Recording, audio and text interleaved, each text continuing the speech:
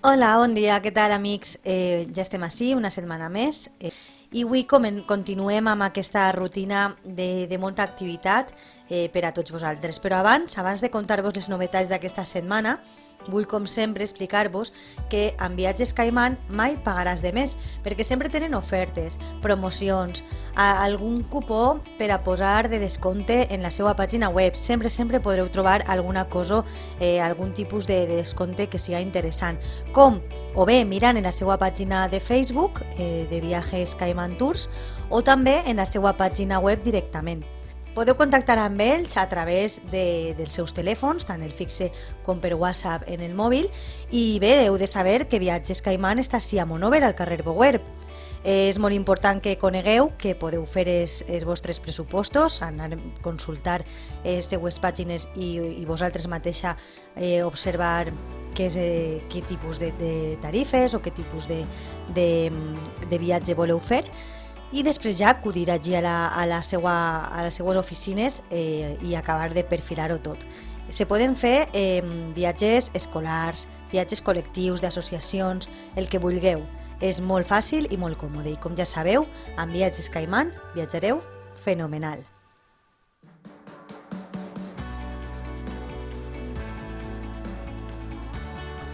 Hola amics de la teua ràdio, un dia més estic ací per explicar-vos les novetats de la setmana, en concret les novetats d'aquest cap de setmana que comença ja demà, que ja és divendres i se'ns ha passat la setmana volant.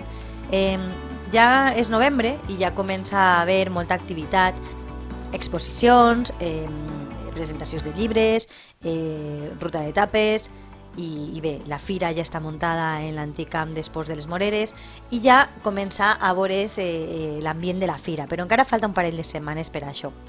Demà divendres tenim algunes activitats que us poden interessar, que són molt destacades. Primer, a les 7:30 de la vesprada s'inaugurarà al Fleta, a la sala d'exposicions de José María Román Amat Pita. Tenim l'exposició que s'inaugura demà i que està fins al 8 de desembre dels aeròdroms que hi ha a Espanya de la Guerra Civil. Com no, l'aeròdrom del Fondó, l'aeròdrom provisional del Fondó que tenim ací, ocuparà un espai destacat en aquesta exposició, des d'on va marxar el govern de la Segona República, a l'exili. Poc més tard, a les 8 de la vesprada, està previst la presentació d'un llibre de la poetessa de Novelda Lorena Tranche, que és col·laboradora de la teua ràdio, en la Casa de Cultura, l'Auditori Antonio J. Ballester de la Casa de Cultura de Monòver. Lorena presentarà a Monòver el seu primer poemari, el seu recull de poemes personals, que es diu Abril, les puertas del mañana. A més, a les 9 de la nit, Xinosa torna d'organitzar una segona jornada, una segona partida de Trivial Monòver, i en aquesta segona edició es durà a terme a l'església del convent de Caputxins. La primera edició es va dur endavant en el Museu d'Arts i Oficis de Monòver, va tenir molt èxit, i en aquesta ocasió, com que l'espai és més gran, esperen que pugui haver més gent participant. A més, demà també comença una nova ruta d'Anem d'etapes per Monòver, que en aquesta ocasió un element protagonista és el fondillon, seran tapes amb fondillon.